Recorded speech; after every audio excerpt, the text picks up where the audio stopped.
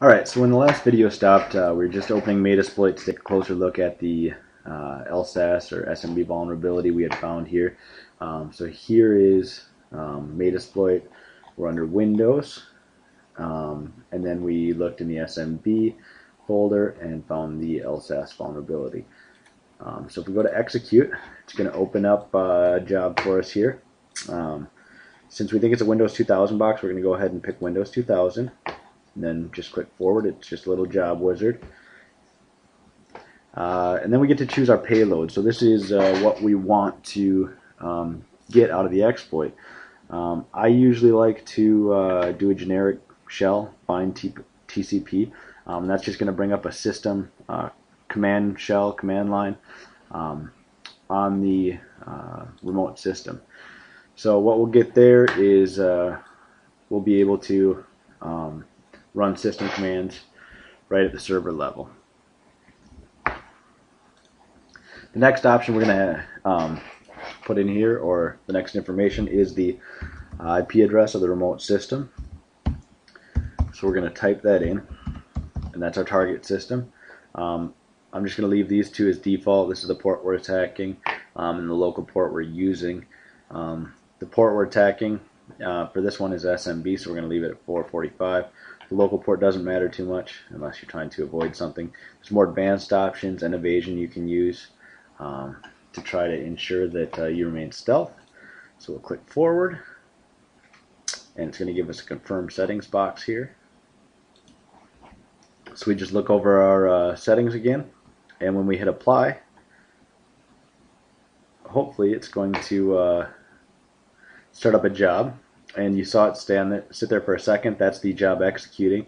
And then the session here is what's popped up. So if I click on that, hopefully you can see there we have a remote command prompt to that system. So there's the port that we specified to use, and there's the IP address of our target system. So we have executed what we intended to. We have a command prompt on the remote system. Now you might ask what we do from here.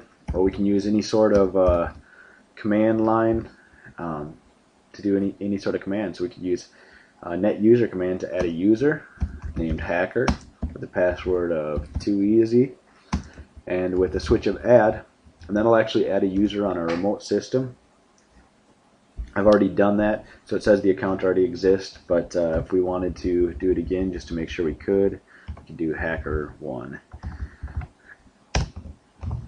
And so we've successfully completed that command. So there we have a username and an account on the remote system. Next, we want some